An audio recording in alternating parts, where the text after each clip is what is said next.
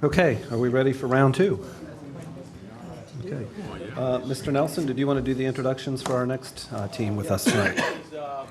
And I'm at a loss for names of people right now, but this is RLPS, Architectural Services. Good evening. Good evening. My name is Chris Linke. I'm a partner with RLPS Architects. We're here to introduce ourselves tonight and give you an overview of what we've investigated the past couple of weeks. The picture that you can see up here is your old high school. The thing that we like most about this picture is if you look at these two cars, they're facing each other, so we figured the traffic had to change on Canal Street for 50 years. A little bit about what we're going to go through tonight. We're in reintroduce the team. We know talked to you back in September. Talk about our tailored approach, how we customize our approach for your needs. We'll go over some things that we think we do different than others and would be advantage to you.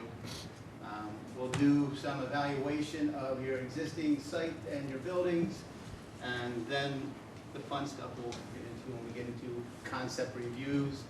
Then we'll follow that up with some schedule information, cost information, and then evaluation of the option that we came up with.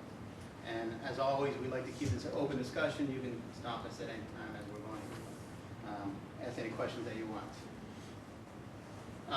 RLPS, we have been around since 1954. We have 85 employees. What we had talked about before is we used to have a tenure, average tenure of about 15 years, average throughout the office. We've had some people retire, and we made a movement to get some younger people into the office. So we brought one of those younger people with us tonight, who is a Dover alum also. A couple other things about our office. We've been working in schools for 62 years, worked on over 200 projects, 15 different school districts, and we have a long tenure with a number of those school districts.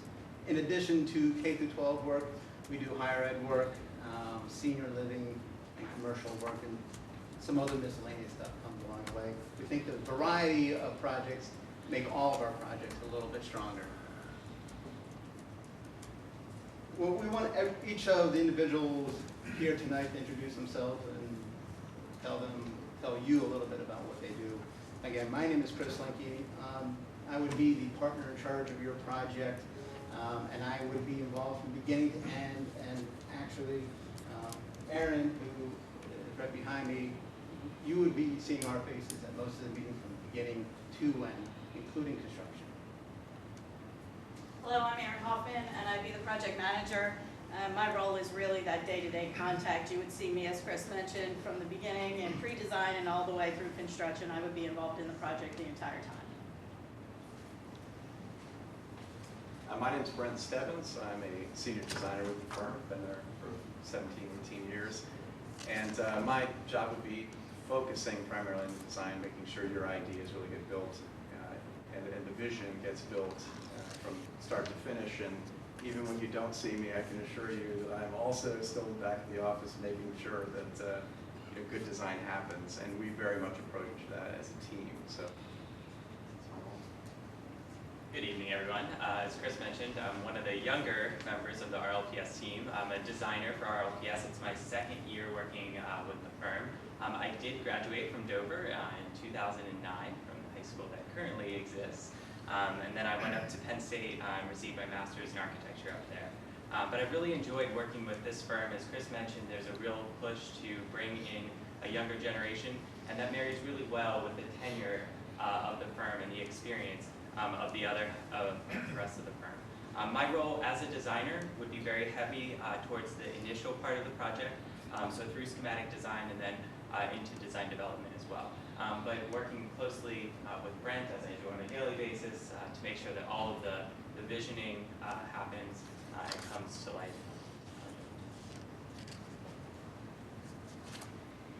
Evening, folks. I'm Mark Karowski. I'm a principal and co-founder of K&W. We are site designers, civil engineers, and landscape architects. Our role is basically everything outside the building. So all of the approvals through the municipality, environmental, DEP, conservation district, PennDOT if necessary. I will be very prominent, or I should say present, in terms of any of the public meetings with Dover Township, if we need be Dover Borough, and certainly any of the public presentations related to the site plans. Hi, I'm Ken Kaufman. I'm president of Moore Engineering and mechanical engineer. And I found out tonight that I started working in Moore Engineering before one of the gentlemen that are here was even born. So Dustin, kind of joking about that earlier. But I've been with Moore for 31 years and would be involved in the project from beginning then also. I would be the lead engineer looking over a lot of the design work that happens. I'd also be intimately involved in the beginning where we start to look at systems and selections and do some cost paybacks and some energy modeling and things like that. That's a big part of my portion of work. But I would be involved the whole way through construction just to make sure that what you're getting at the end of the project is what you're looking for. Good evening. My name is Jim California. I'm a structural engineer with Providence Engineering. Again, I'm one of the senior members of the team. I've been a registered structural engineer since 1986, 4 years before Dustin was born. I've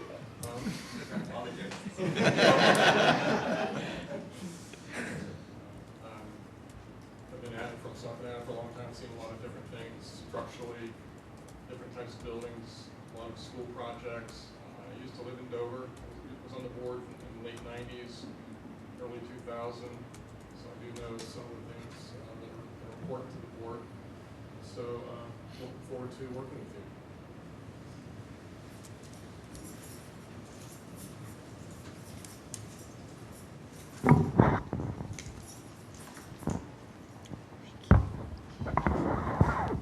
Do we need to repeat all that?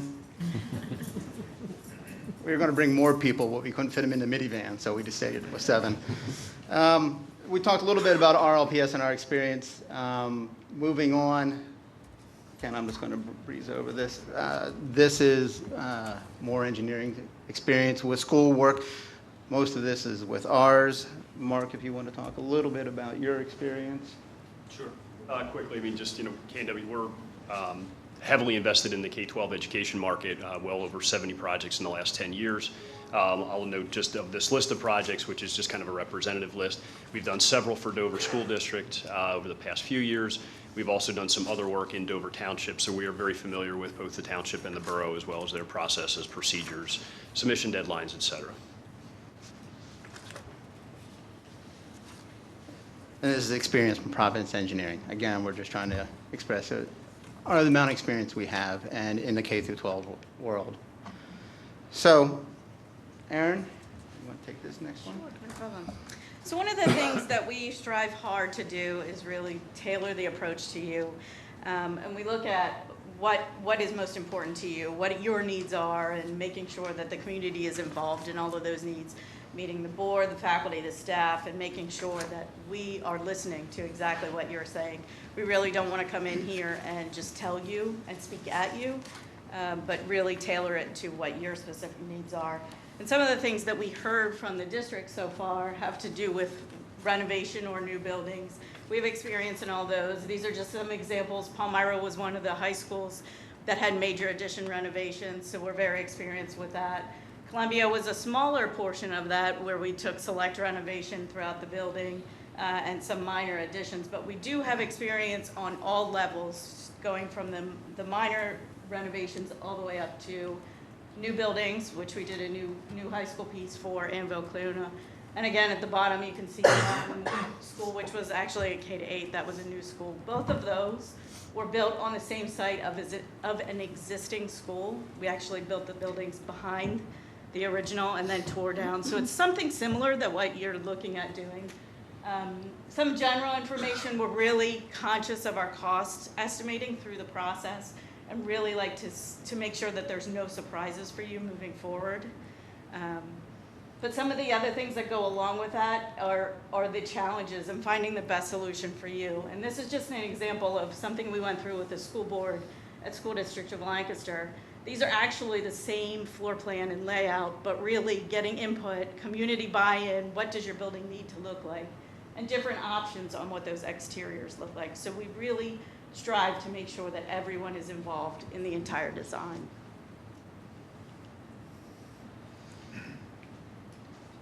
So part of the project is building consensus, and we do it a couple different ways.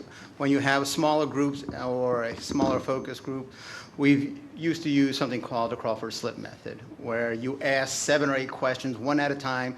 People write their answers down or multiple answers, hand them in, and then after you ask all the questions and collected them all, then you discuss it. It keeps a senior member or somebody with a big personality affecting the answers from others, and then we would graph that and give you some input on that. So in a smaller realm or a medium size, we've done that in the past. To engage the public at large, I think you guys probably have experience with SurveyMonkey. When you want a big response, we will help with questions with that, interpreting results, the graphing. And then this is kind of the Crawford Slip method updated 21st century. It's taking the same questions, and the poll everywhere is the program that we use. We bring people into a room.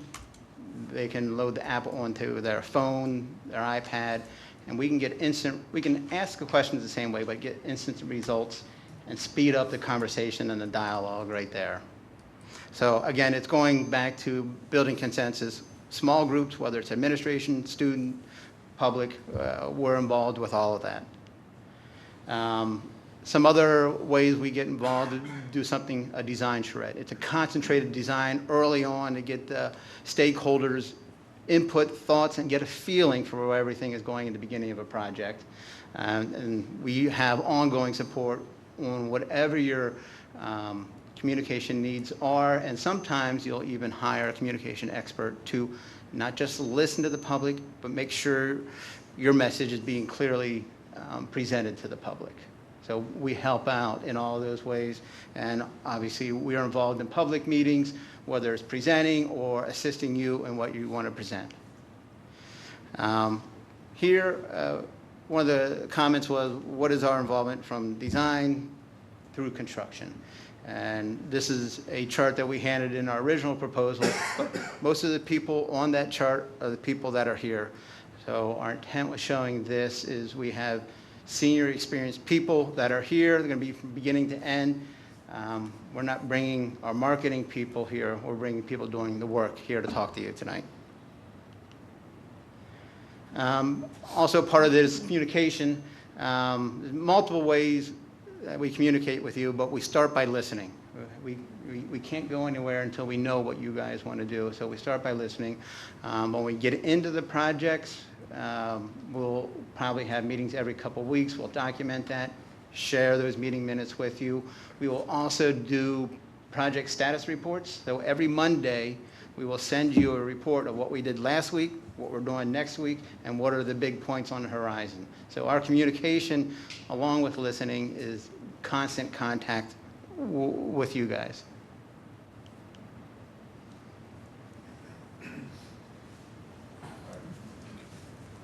One of the big pieces that has to do with any renovation or addition or a new school is that 21st century learning piece. And how do we incorporate that? I know it's a big push in the industry and in the education market, and how to deal with those. So that's one of the things I want to talk about. We'll also get into, is there money out there? How do we approach it?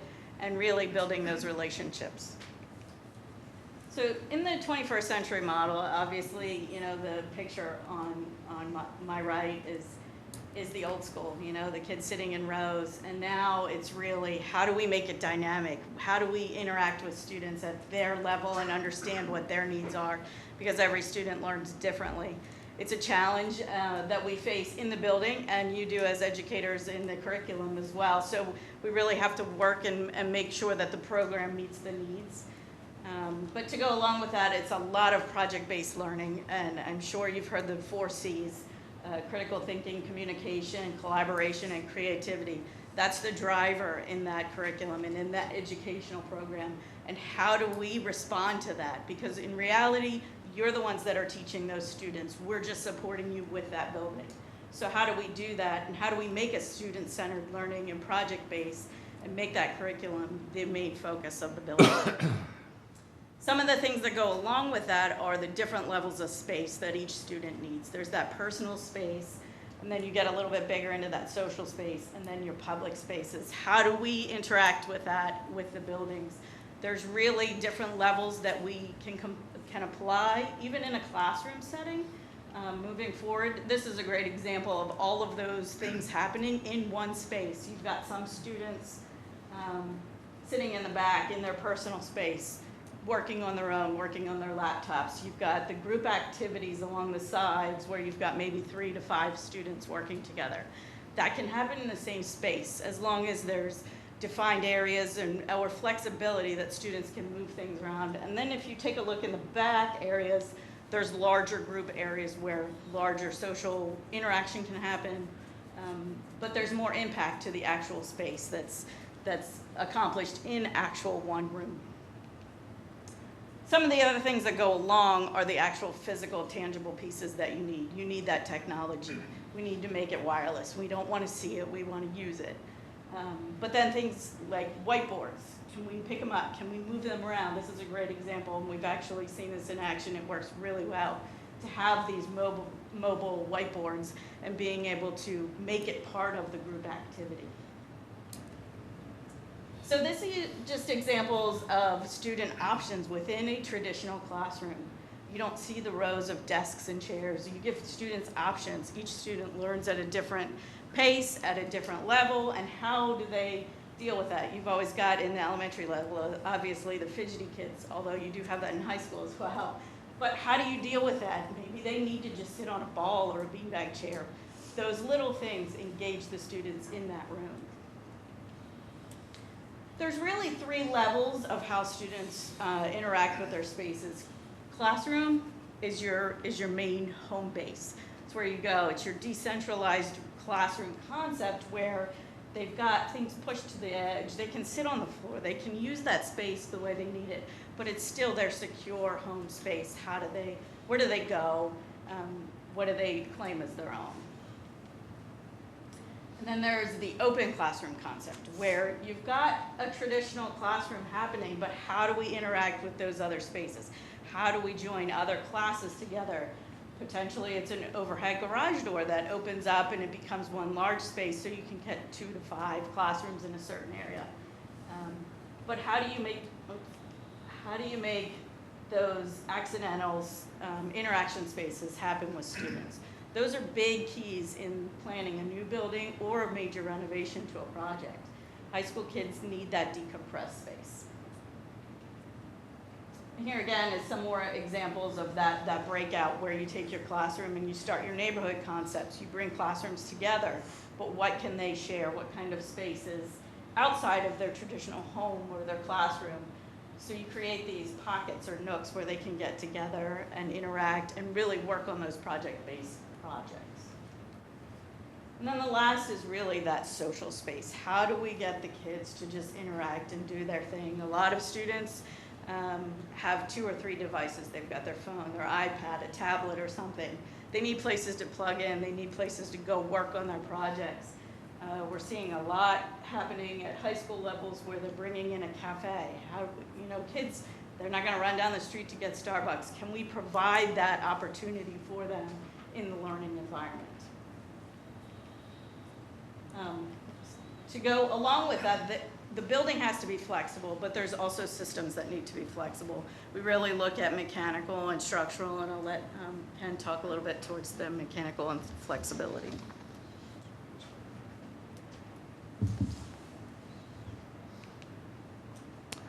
So Aaron talked about like flexibility of the spaces and the rooms, and sometimes we see walls that get taken down.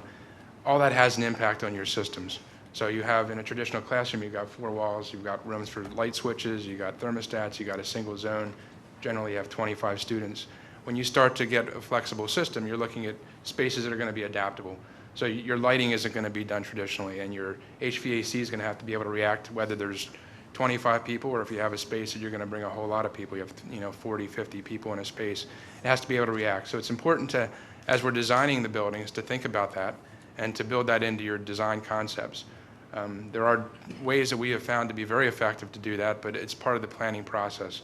You think about sound systems, you think about lighting, I mentioned that's the big one, because we've had situations where you have a room that you might want to use it as a traditional room, and then you want to break in small groups, and you want to have one area where they can do a projection where it's a little darker, and you have an area where they need light to work. So you have to have a system that's adaptable to that. So that's part of the planning process.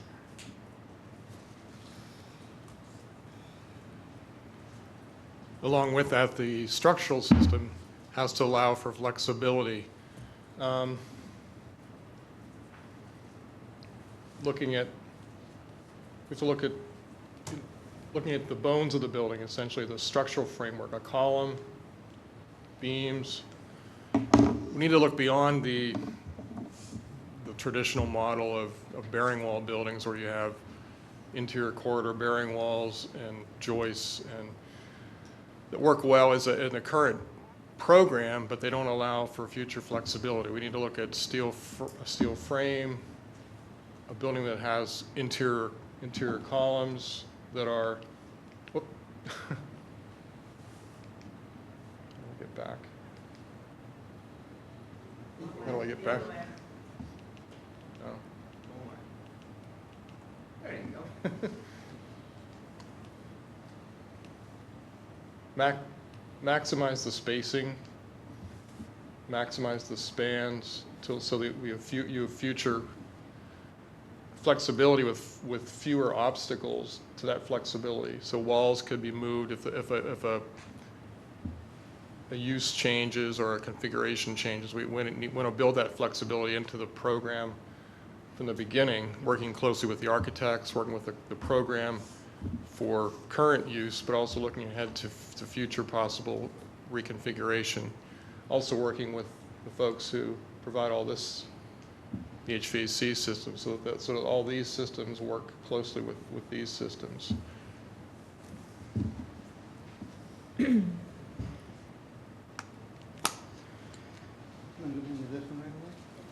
One of the other things with the structural is we understand durability, we understand kids and students and how they interact with buildings. So one of the things that we really look at with structural and mechanical, electrical, plumbing is how durable is the system. Can it take some movement? Can it? We understand flexibility means one thing, but can we really counteract any durability issues that are in the schools? One of the other things that we wanted to talk a little bit about was potential money that's out there. LEED certification has to do with sustainable design. It's a whole process that you need to go through. There's a lot of paperwork, and that's something that when PlanCon is providing reimbursable money, which right now we all know it's in a moratorium, that is one of the things that you can opt to do to get additional reimbursement, to go through a schematic design, the LEED, the process of making sure your building is energy efficient, and it's an energy efficient design, and there's also some site things that need to go along with that, but there is potential for some reimbursement there. One of the other things that I'll let Ken talk to is the ACE grants and really having to do with conserving energy again. So the ACE grant, ACE stands for Alternative Clean Energy.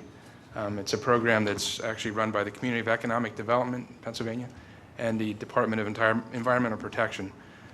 Currently, they're not accepting applications. They've been doing it annually. Last year, they accepted them from February 1st through, I think it was April 1st. So they had that time period where they're accepting applications. The way it works is you apply for it. You apply to get in the program. We've applied for 10. Our office has been involved in 10 applications, and we've gotten all 10 so far.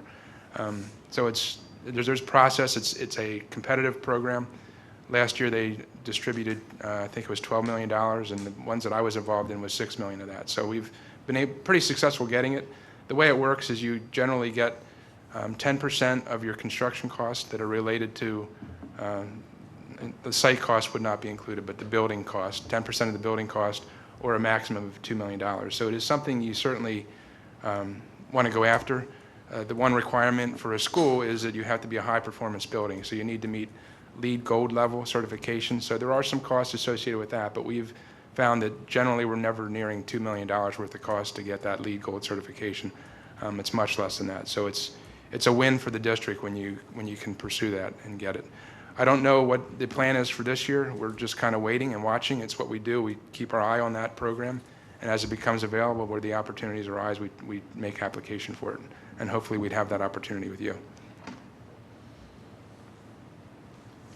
So Safe Routes to Schools may be something you're aware of or have heard of. I'm not sure if you've ever taken advantage of this program. There's actually a national program that encourages children to walk or bike to school.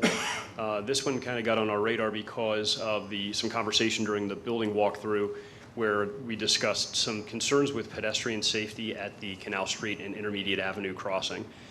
This has potential to be something that could help fund things like crosswalks. We'll talk a little further about what we think could happen in that location. But we think this is definitely worth investigating. Those funds would actually come through state programs such as CDBG, Community Development Block Grants, the MTF, which is the Multimodal Transportation Fund. There's a number of other options. Actually, liquid fuels money can be utilized, and a lot of those mean collaboration with the municipality to apply for those types of funding. Finally, to go along with the grants, is one of the things that we suggest to school districts is really looking towards a professional grant writer. We know of some things that are out there, but we know there are more out there. From working on our private side with higher ed, we've been able to get grants through colleges for other things, technology being one, furniture being another. So there are other resources out there, and one of the things that we would like to highlight is a possibility of partnering with a professional grant writer. Through the process of the project, as we said earlier, we really strive on that communication piece and make sure that we're listening to you. And one of the things that we really work hard on is that no surprises.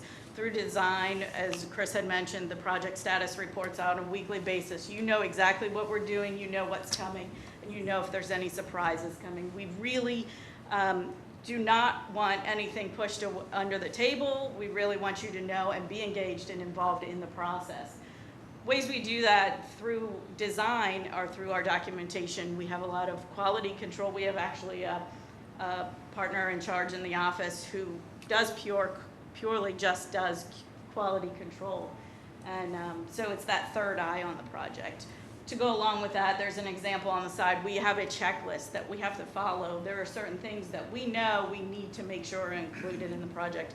We do a post-occupancy evaluation of schools so we know lessons learned, what has worked, what has not worked. We make sure that the things that have not worked in the past end up on our checklist so that we don't repeat those things.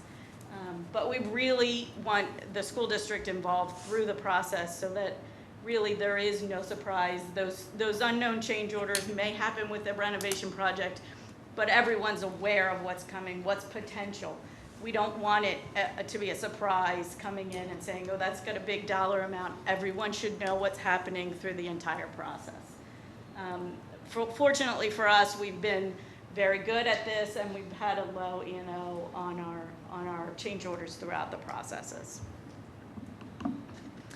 One of the other things that we like to team up with is for enrollment projections. I'm not sure if you've actually done enrollment projections or if you rely on Department of Ed, but we've been working with Decision Insight. They're actually a firm out of California, but they do a lot of East Coast work as well. One thing that we really like about what they provide as opposed to Pennsylvania Economy League as an example is you get a dynamic report. It's an interactive website. You can move boundary lines. You can see what students are from what kind of population, what your economic status is in certain areas. You can tailor programs within the district just by seeing where your students are located.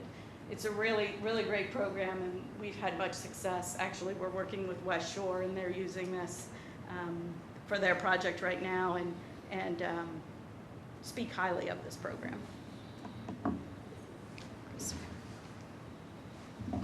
Just a couple other items.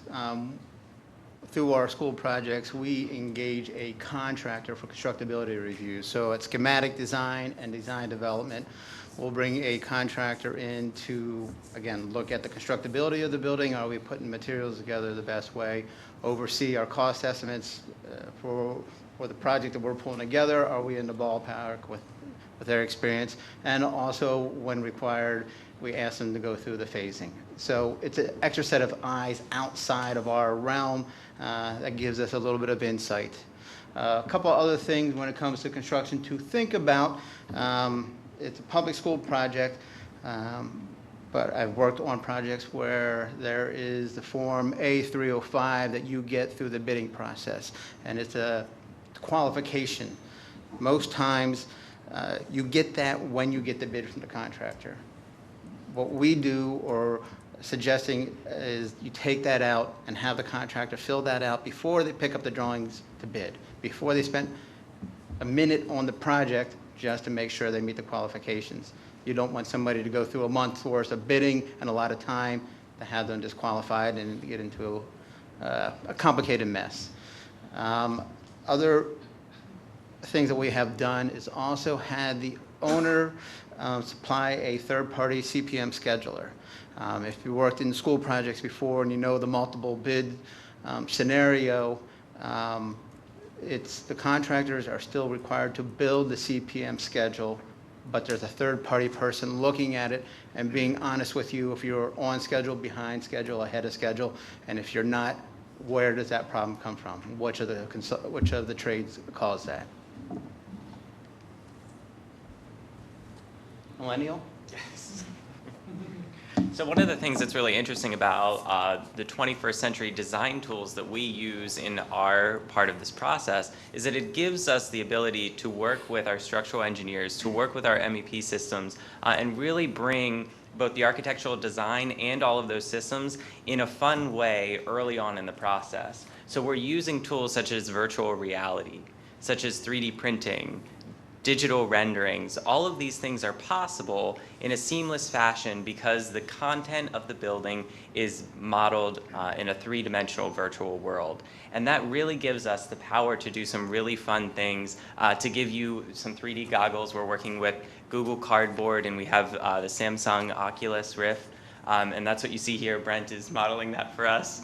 But we have all of these tools available to us in the office, and so we're able to create this along the way. And I think what we're experiencing as we delve deeper into this and are really utilizing it with our clients is that it keeps them involved in the process, and it makes issues more clear earlier so that we can respond more quickly and really integrate all of your ideas earlier into the process. So it's been a really fun thing for us to continue to push further.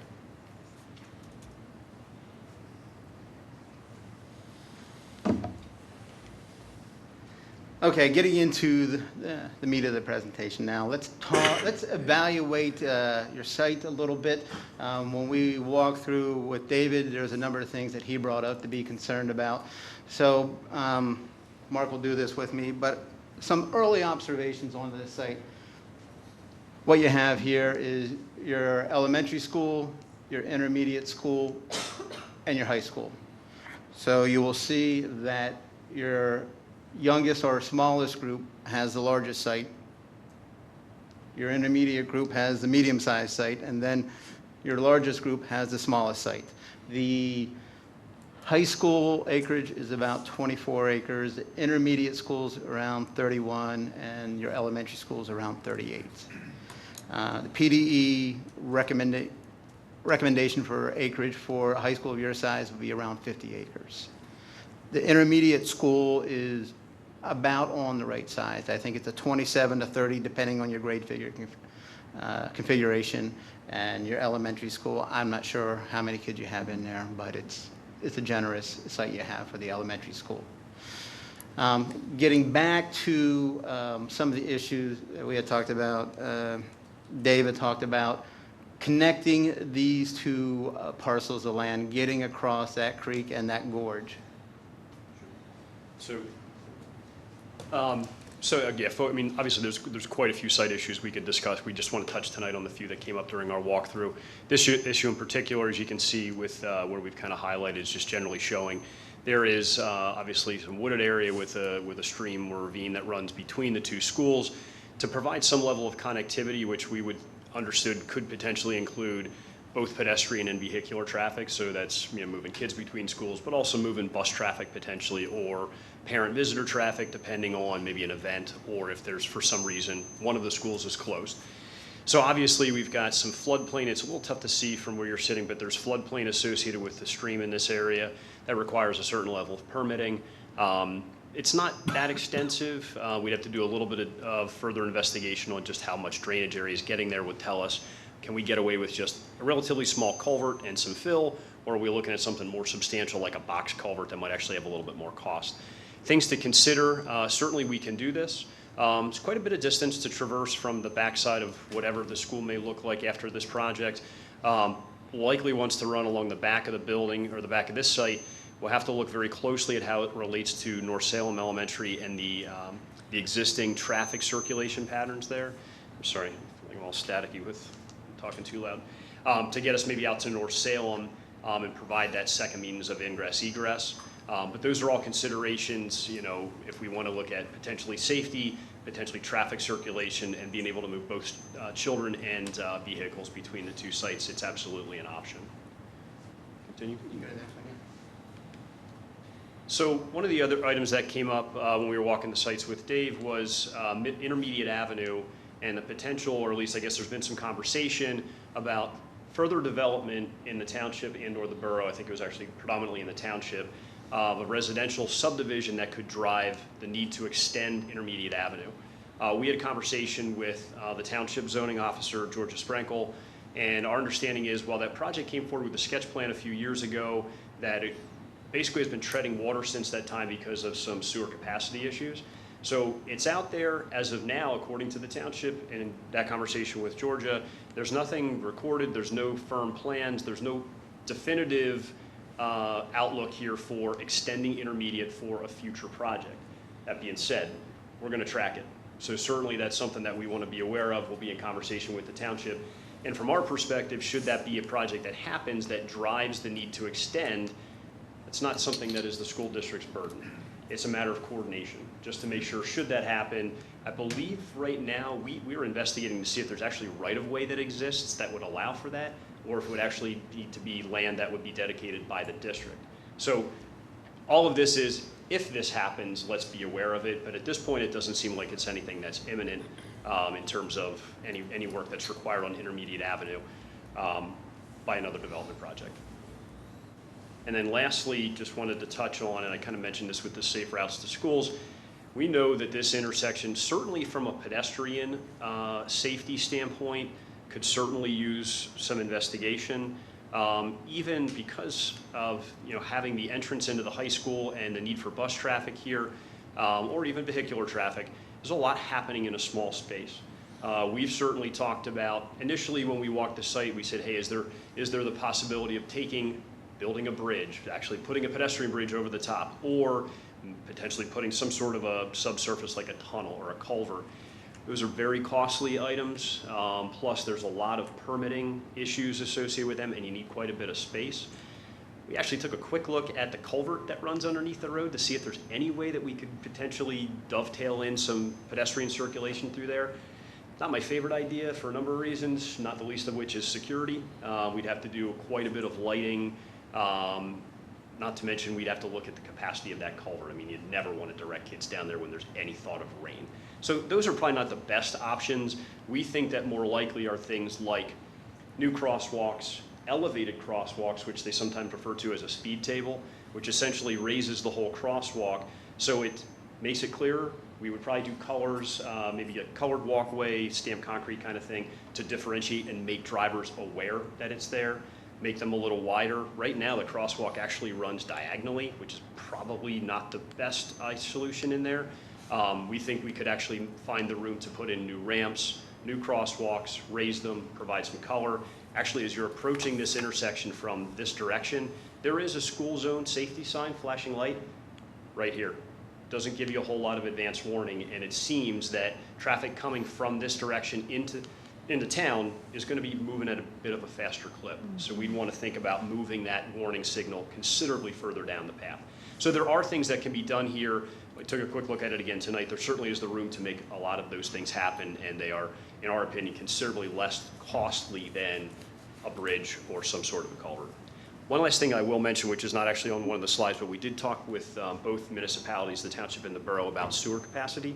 Both municipalities, and you may be aware of this, are under what they call a consent decree, which basically means there are limited numbers of sewer connections available on a yearly basis. It's kind of a first come, first serve. The conversation was, hey, nobody's really beating down our door right now for additional capacity, but again, something to keep in mind that when we get to the point where the project's ready to advance, we absolutely want to start having that conversation to find out, okay, here's how much of an increase we may need based on if we, let's say we move the high school to this site or whatever the configuration is. We want to have that conversation very early and try and get locked down to make sure we don't have any capacity issues. Both municipalities have indicated that they would be willing to serve. Right now, the building, believe it or not, is actually served by both. I think the pool area may go to the borough, I'm sorry, to the township, and I think the rest of the building actually goes to the borough. Question. Yes, sir. On the amendments, on your ideas there for that intersection at Canal and Intermediate, is a traffic signal something that comes into play there? And if it does, whose responsibility would that fall upon? Is that something the school district would have to fund? Or is that something that needs to go in a completely different manner and have the state do that? Or how's that work? It's a great question. So as part of the land development plans for whatever the project looks like, we would look to see if we're required to do a traffic impact study. Usually that's driven by if we have an increase in a certain number of trips. For instance, if we move high school to the intermediate school site, which means now on that campus we're going to have student drivers, so you're probably going to have a fair amount more trips than what exists there now. That could drive a study. That study is going to tell us whether or not a traffic signal. Is it me? Am I the only one who's doing it? Sorry. There you go. So the study will tell us what's required. A traffic signal can only be installed if you meet certain levels. So it's what they call. It's called magnetic personality. It's called a warrant, and basically what that means is I think there are 13 different warrants. If you trigger any one of them, then the signal is required. If you don't trigger it, you cannot build a signal. So it's not discretionary. It's going to say, if you hit it, then you're required to do it. As to funding, if this project and doing our traffic impact study, if that shows that the increase in trips caused that impact, the burden would be on the school district. It is not PennDOT funded, it is not municipally funded, and unfortunately a lot of times what happens is it's timing. So you could have had a huge development happen somewhere down in this area and they happen to get right to the threshold. Whoever came in next and actually caused the trips that would result in that change, unfortunately they get saddled with the burden. So that's one of the things that we would do very early in the planning process is go through the traffic study to find out is it warranted, and then we talk about, okay, if it is, what does that actually mean in this location? Quick caveat, and I'll stop talking about site stuff. Traffic signals for schools are always kind of interesting because they're so associated with just two peaks during the day, morning and afternoon. And we've had some success with PennDOT in arguing that we don't need that signal just to mitigate those two times of the day. It's a lot of expense to just try and handle 45 minutes in the morning and the afternoon. So should we find that a signal was warranted, we absolutely would be having that conversation with the PennDOT representative. Does that answer your question, sir? Thank you. Moving on, we tested the sites for different options for high schools. So Brent and Justin are going to, it's been a heck of a night for me. Dustin, you were waiting the first time. Oh my gosh. So they're going to show you different scenarios. There were a number of assumptions that we had to make for these scenarios. You had a Plan Con A submittal that kind of gave us the bare bones for a program, and we just took it from there. So, gentlemen. Go ahead. Yeah, so I wanted to start, this has been a really fun process for me to be able to engage with, and even just over the holidays, having the opportunity to sit down with my dad and have him open up his yearbooks from 1953 and unearth some of these historic photos that you see here. It's really been interesting.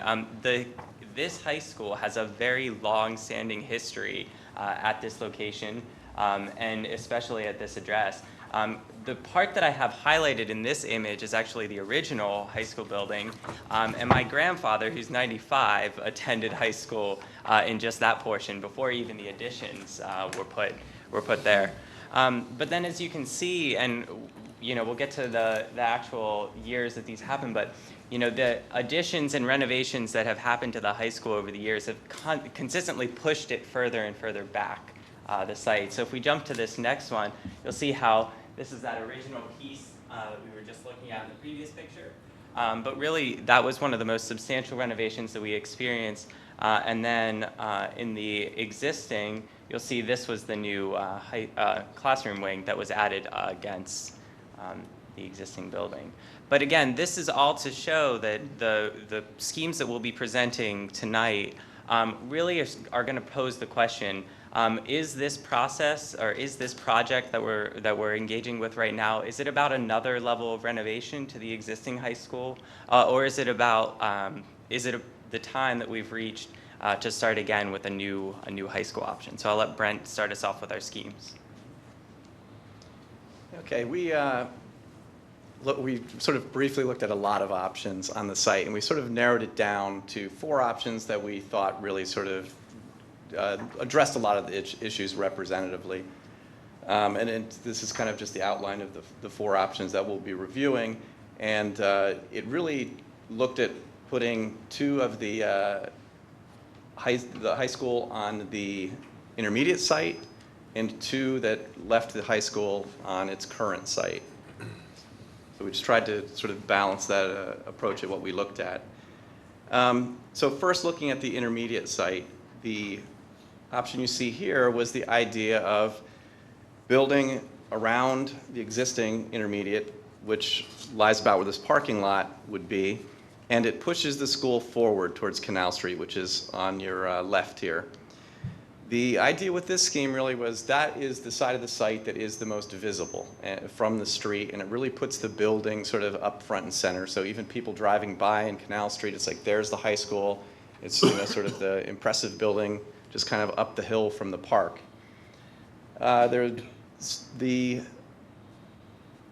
some positive things about this scheme, some of which are the classrooms sort of towards that row, which is facing a more southern orientation. So the classrooms get a lot of natural light.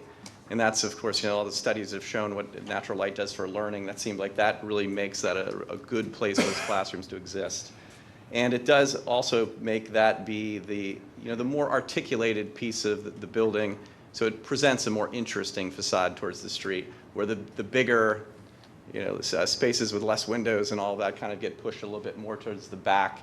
And that also has to do with a lot of the service entries and stuff that would occur along there.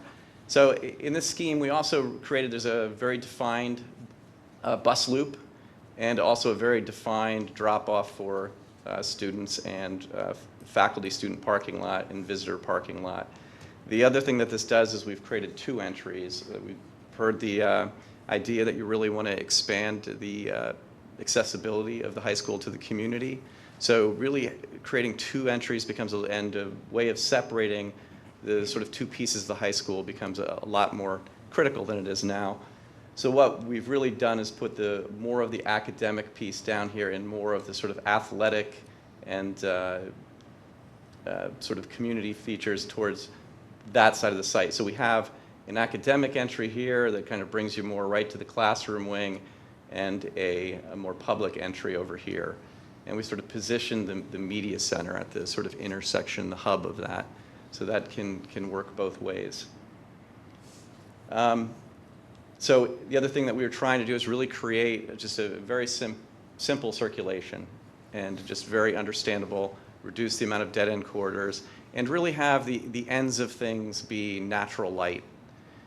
So that it's one of the things I think we felt as we were, well, for me the first time, Dustin lived it, but walking through your current building, like all the hallways for the most part, it's just at the end of the corridors, it's a T intersection, and you're just kind of always in the maze of moving between rooms, and you get very little sort of sense of what's going on outside.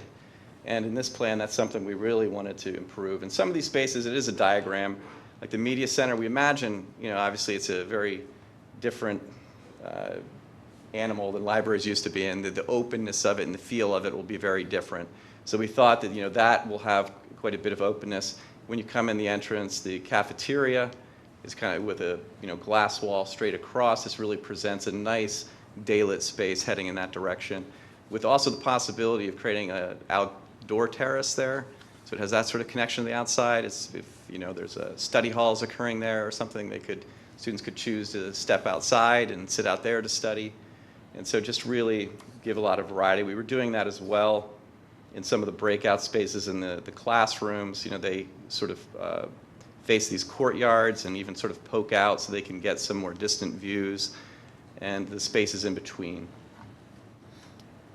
Okay, and also on this site too, looking at the other component of it, which is really the play fields. On this site, that's one thing when you put, as Chris had mentioned, the size of the site they're tight. In both positions for the high school, it's tight. And you can't get all the athletic fields on the same field as the high school. Like the football fields on the other side of the street in this option.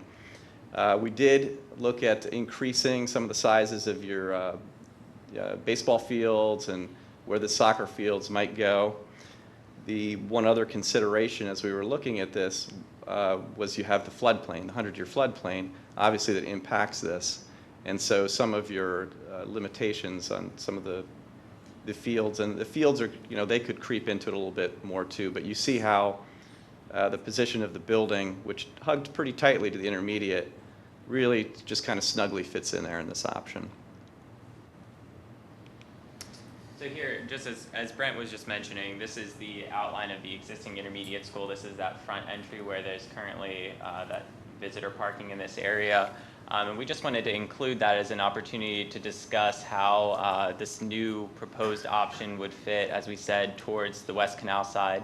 But again, as Brent is mentioning, I think we start to see in a diagram of this form that some of the spaces, for example, the cafeteria, I know I had study hall in the cafeteria spaces. So really there's spaces that aren't utilized as a cafeteria for the entire duration of the day. How can they be more flexible? How can they be open spaces that are integrated both to the outdoors but then also to the main paths of circulation? We looked at that at spaces, as Brent mentioned, like the media center, whether it looks more like a research lab or whether it looks more like a research commons. How can that space really be something that is available to all of the teachers? It's available to the students as they're walking by. So it's not just about those individual classroom pods, but it really is all about those local interactive spaces. And I think that the goal here that we're seeing in this 21st century learning is that we're trying to prepare these students for the college environment. We're trying to give them the skills that they need to thrive in an environment that demands more of their study habits. They need to be able to utilize a variety of spaces and really craft their own learning experience. So I think that in this model, we would be able to achieve a really different approach to spatial planning that would start to help with those goals. The other thing that we see in this model, you can see how classrooms are shown here in yellow. So we have these pods, as Brent mentioned. But then we have the purple spaces, which is auditorium and band and chorus. So really trying to allocate the different groupings of space. And as we go through the visioning process with you all, we really do want to see, is it more important to start to break apart some of these spaces? Here we're showing art as removed from some of those other performing art classes. But really, what is the level of interaction that we'd like to see? Do we want these to be separate allocated spaces, keeping gym and physical education separate from some of the performing arts? Or are these spaces that could start to infiltrate, and we really want to study those adjacencies? But again, that goes back to the tailored approach that Aaron is mentioning, and that really gives us the opportunity to work with you, and I think that's something special that we can provide.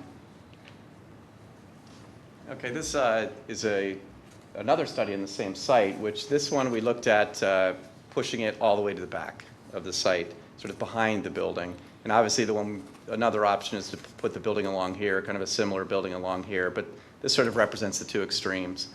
And with this one, it did a few things nicely. It's nice that it kind of splits the parking lot, and it did allow for quite a bit of play field, and we still were able to get a reasonable loops.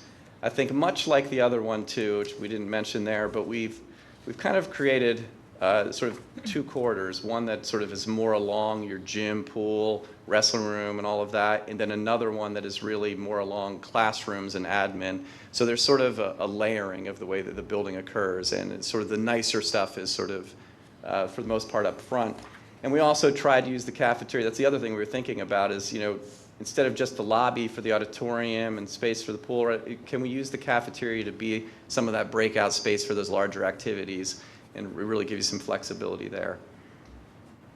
Well, I think one of the sort of disadvantages, we'll kind of go through pros and cons at the end. So we'll kind of go through these a little bit quicker. But once again, the floodplain sort of being the what borders it. And this shares some of the similar ideas. You wanna speak to that? Yeah, as we were mentioning with the previous site, you can see the existing intermediate school down here. In this option, we're describing a new high school that would be placed behind that existing intermediate school. And really, this becomes a rather dense building, and it's really efficient in that manner because everything is pulled tightly together. We do have the classroom rings that pull off to the other side, but you can see how some of the larger spaces like the gymnasium and the pool and the auxiliary gym start to create, a higher massing in those areas. We really think that this front entry could be a really special experience. That's a place that, anyone who's coming for a performance that's in the auditorium, for a function that might be at the pool, for, an event that would be in the gymnasium, that's a space that they could also experience while they're coming in for these after-hours activities. There's no issue with closing off the classrooms during those after-hours functions. Because we've really pushed the circulation paths, as Brent mentioned, so that they could easily be closed off. But we really wanted to put some of those interesting, open, collaborative spaces towards the front so that they're really accessible to the larger audience and also are really serving during school hours as well. Are you looking at single-story, two-story? That's a very good question. I was going to mention that's one of the reasons we started looking at this scheme that was denser, and I think the next level of it, like this has portions that are two-story, like the classroom wings are 2 stories.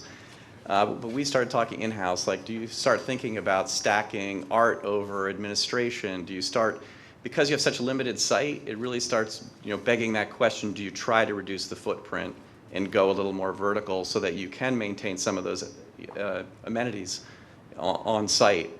And so I think that is really something, and that could also be very interesting when you start getting some of these multi-story spaces, some looking down on each other, and those relationships. It can also make things feel more connected if you have those sort of visual connections between floors.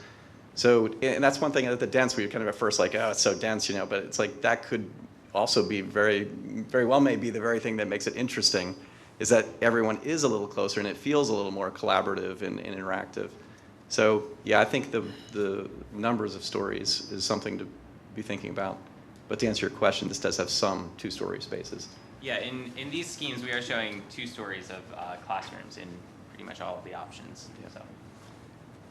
Yeah, we'll move through this a little quicker just to make sure we have an amount of time for questions and answers at the end too. This scheme is we're back on the existing high school site, and the we looked at the number of additions that have previously occurred, and so this one asks the question, do you just update the current high school and add some additions, renovations, and get it to work? And we think that in this study it does work fairly well. We were able to maintain, this has about the same number of parking spaces that you currently have.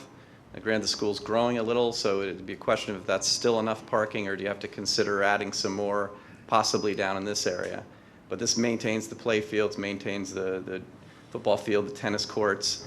And the one thing that we really strive to do with this is clean up the circulation in the building as well. Having the auditorium down here, once again, that has its own sort of separate entrance for gym, pool, auditorium.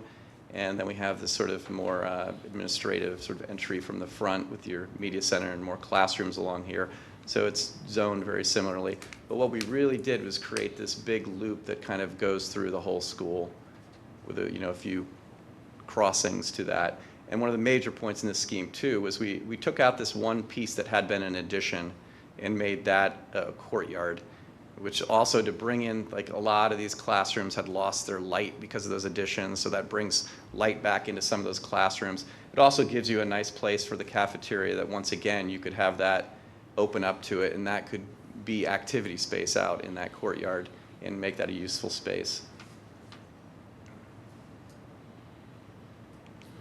So we tried really hard to be selective about what areas we were going to be creating additions and where we would be creating significant renovations, and then where we were able to work within the structure that's existing in this option. And a little bit later we'll run through some quick phasing for how we think this could potentially happen just from a schematic level. But we really did feel like there's the opportunity to open up parts of this these classroom spaces, especially if we move the cafeteria out of that area. That really becomes a hub for all of these classrooms and all of these centers of learning, and it really does provide a different type of experience. One thing that's here, it's kind of nice in this scheme, is that the media center is a little bit more close in proximity to some of those classroom spaces. It could be integrated more seamlessly at this location while still being very visible. It is right there at that the front entry to the building. Again, here we see some larger double height spaces in this area, but really this wing here would maintain that second story that currently exists. One thing you might notice is that the large front portion where the current entry is for the administration, and then where the current entry is for the auditorium, those have been pulled back to create a more pleasant entry experience, and then also create more parking and a more efficient bus loop in the beginning, or in the front. Yeah, we really strove with this option as we were looking for it to save as much of the existing building and repurpose as much as we could. So that, I think there's a fair amount there that, which you'll see in the phasing diagram a little bit, that was kept. This we throw out throughout here is just something to think about. So we don't have a lot of information on what might happen on the intermediate school, but this showed the idea of the amount of square footage that would need to be added and what that would do to this site. So in that option, if you're renovating the high school, that would push you into either renovating the intermediate school or building a new one. And this one shows the option of just renovating, and some ideas of how you could improve it, adding some cluster classrooms sort of to the end that have a little bit more of the collaborative spaces, which would allow you to eliminate some of the others to create that in the rest of your classroom wing, sort of an improved parking loop, larger gym, those sorts of things, and so while still maintaining the play fields, the athletic fields that you have currently. And this was another option. We, like I said, when we first looked at this, we were like, let's not take any idea off the table. What are all the ideas? And one was, what if you do the new high school on the existing high school site? And so we looked at, the high school sort of sits here. What happens if you build around that? It was an interesting option. There are a few challenges to that idea. But one of the things that it does is it keeps the high school on the same site as the football fields as well. And we talked about sort of nostalgia to the high school site too. It's renovating it, or also maybe even if it's a new building, sort of keeping it on that site so there's some continuity there.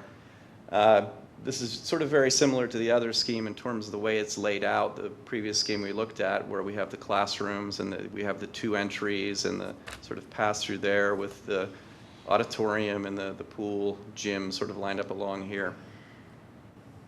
I think in both of these schemes, we've really made an effort to create these nice views out from the classroom. I think in this option, it's sort of down towards the play fields. There'd be some interesting views out towards the track as well. That's one of the downsides to the existing cafeteria. We talked about this. It's, it has perfect visibility from the, one or two windows that are on that wall of the track. So really trying to pick up on some of those cues that makes the campus feel like a connected experience. Here you can just see that the existing massing of the high school is in this location. We're taking over the student parking lot that's currently resides back here, and then the previous administration building that was in this location. So those are all that's where the bulk of this project would happen. We talked about this possibly being a two-story space back here, which would become really interesting as it descends down the hill towards the tennis courts in a way. It could create the opportunity to do something really cool architecturally that would provide the two levels of classroom spaces that we would need back there. I think the other thing that it does as a tennis player, it makes the building a little closer to those tennis courts, so we'd have a little bit more interconnectedness there. So there's some interesting positive aspects to pushing the high school building back a little bit further. One more time. Well, and it does get a lot of parking more central to activities that would be occurring on the site too, which is also a nice bonus. I think another thing that we really paid close attention to is the tight quarters that we currently have right behind the stands for the track. It's really not a pleasant experience to kind of like tuck yourself around by the loading dock and go up that ramp and get down the stadium there. So this really helps to open up that experience, and really the ticketing and entry to the stands could be a much more pleasant option in this scheme. Yeah, this actually creates sort of a plaza heading that direction that you could come and then split off. And that also, once again, if you go that option, you got to think about intermediate site and what happens there. So we just wanted to take a quick minute to run through, if we would look at renovation to the existing high school, what that would look like and how we could potentially phase this experience. So this is the site as it exists, with the current building and all of the pieces still intact. We really think that the first phase would include a new piece of construction. And as you can see, we're starting to wrap around the building, kind of starting in this way, going clockwise around the building. But really this would include a new administration piece, band and chorus and auditorium.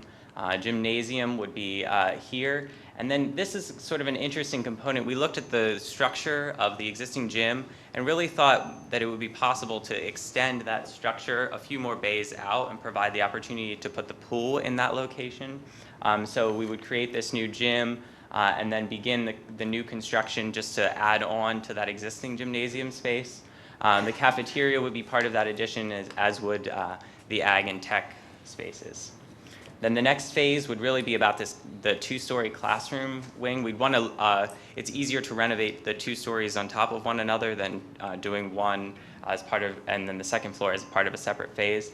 So here we'd be integrating some of the same concepts we talked about in the previous schemes, where we would be opening up some of those spaces and really utilizing, since there's no cafeteria in this area, really utilizing the space in a better way for 21st century learning. And then next we would see the demolition of this front piece, as we had mentioned before, and then the renovation of those classrooms, and that would include the creation of the new media center. So that's not until phase 3. And then phase 4, you can see we kind of work our way back into the plan, and that would include renovations to the existing auxiliary gym. The one nice thing is that we're opening up the one face of that gym to this new courtyard. So that would be an interesting addition to the current space. And then the pool would be created in back where the existing gym is. This just kind of shows that sequencing.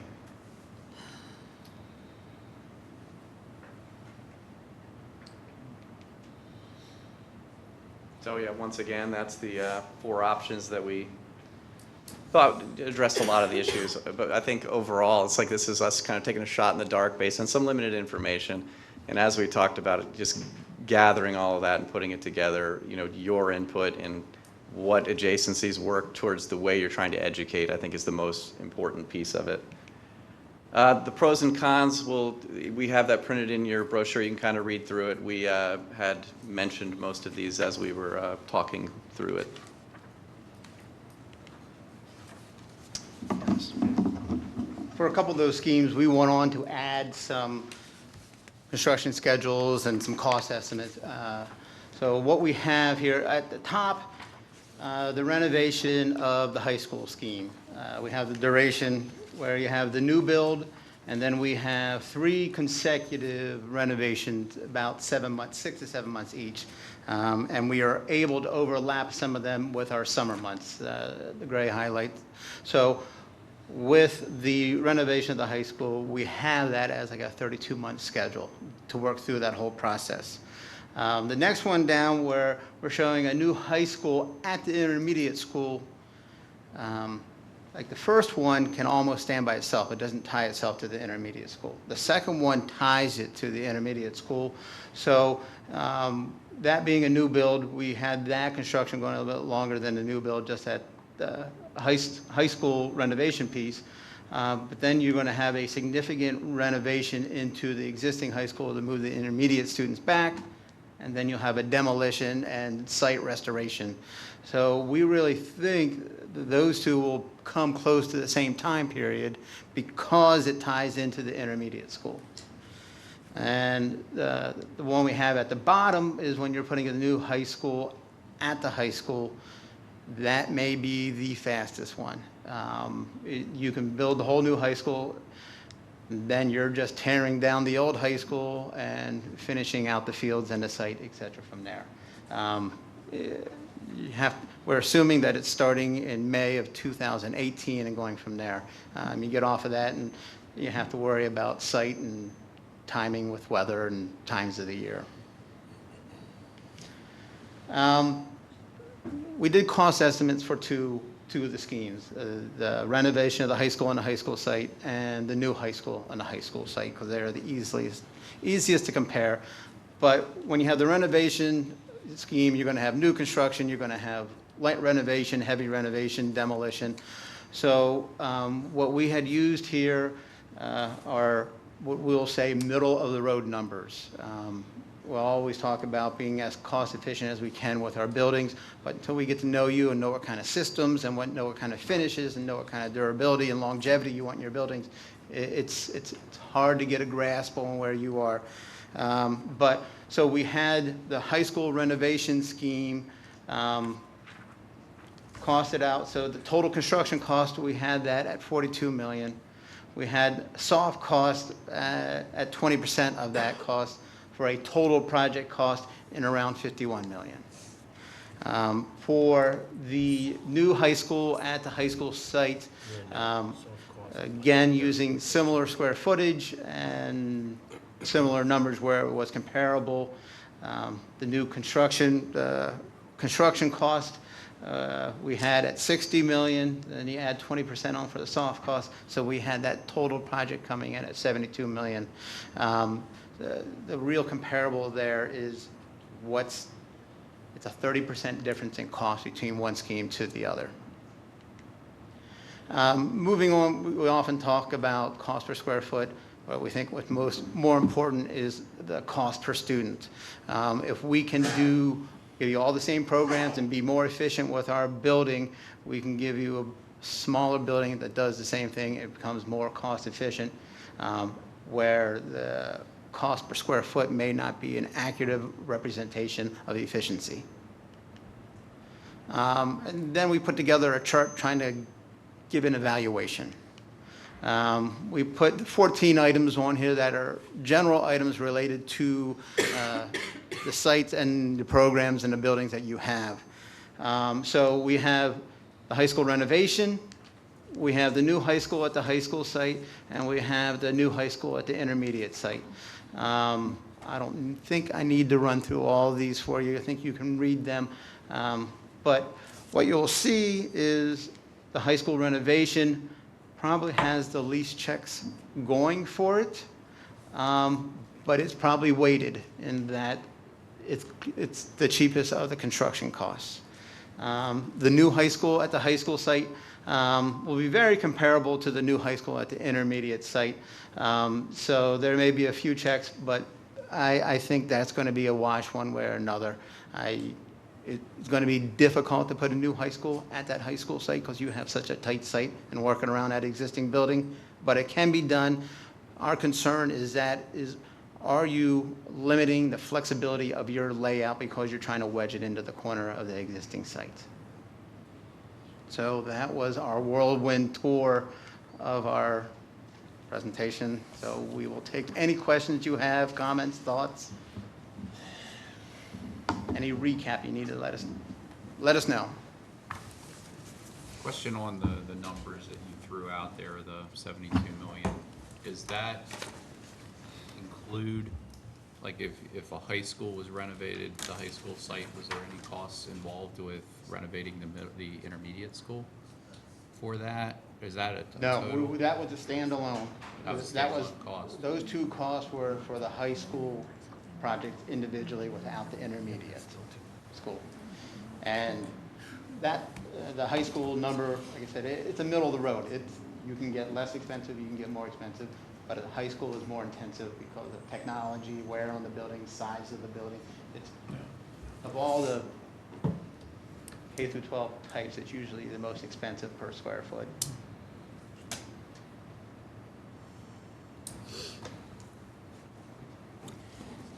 You didn't give us any figures for middle school. For the cost, we were general with the middle school. For the high school, we had a program because of the Plan Con A that was submitted. The size of the intermediate school, it was more of a guess, so we stayed away from giving a cost estimate on that. Okay.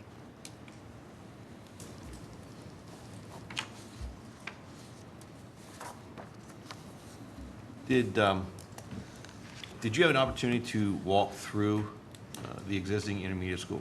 Yes. What are your thoughts, obviously, I mean, it does sound like you spent a lot of time looking at that building.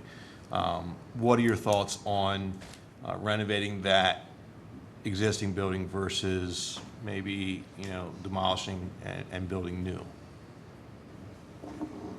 Yeah, I mean, there were some things about the building that were a little tight. Some of the corridors, I think, were tight. They come to sort of intersections that we happened to be there right when a large group was letting out, and we saw sort of how congested it was. So I think there are some hurdles to overcome.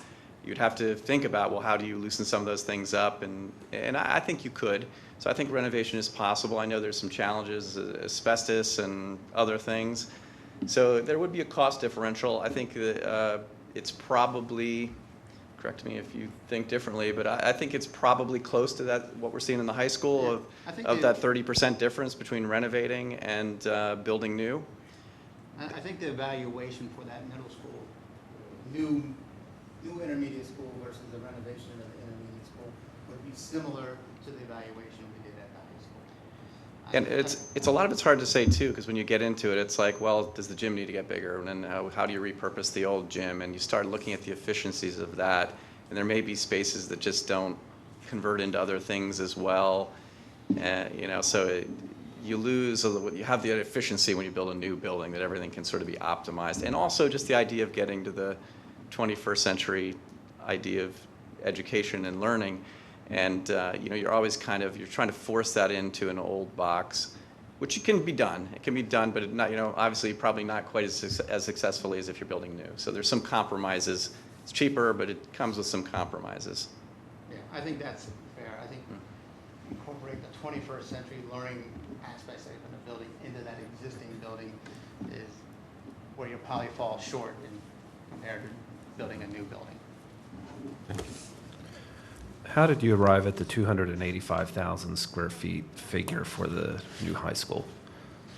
We started, it was a two-phase approach.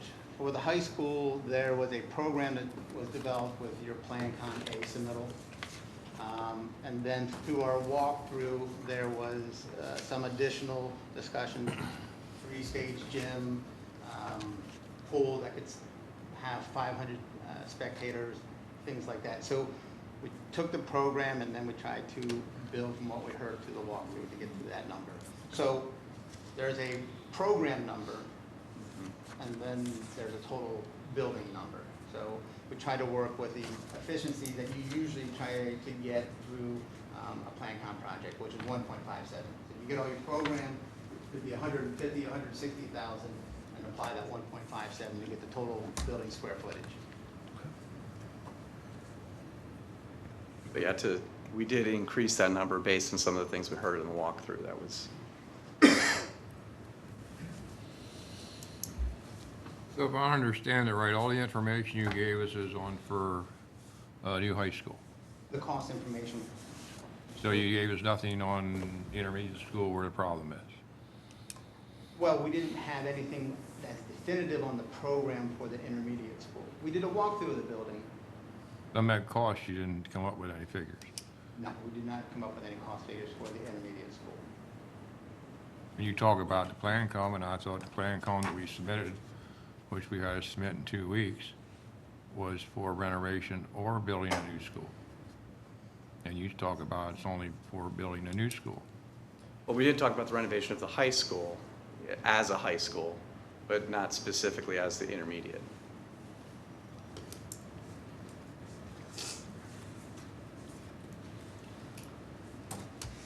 I think those they're sort of comparable exercises, and if you know the program size of it, that's an easy number to for us to come to.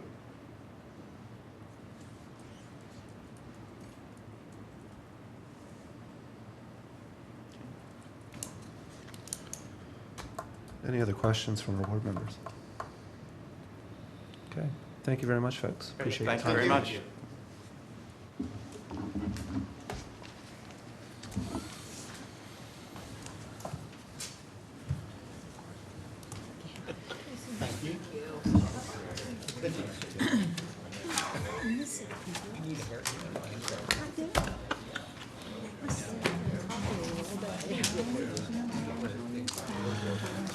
With that, we'll move to our last public comment period. This is a 2-minute period for anything on or off tonight's agenda. So if you have any comments, please come to the microphones to my right and state your name and address for the record. Okay, seeing none. Brad's falling out of his chair now. Okay, with that, seeing that, I will entertain a motion to adjourn tonight's meeting. So moved. Is there a second? Second. All in favor? Yes. Opposed? Motion carries. We're adjourned. Thank you very much for coming. We'll see you again tomorrow night.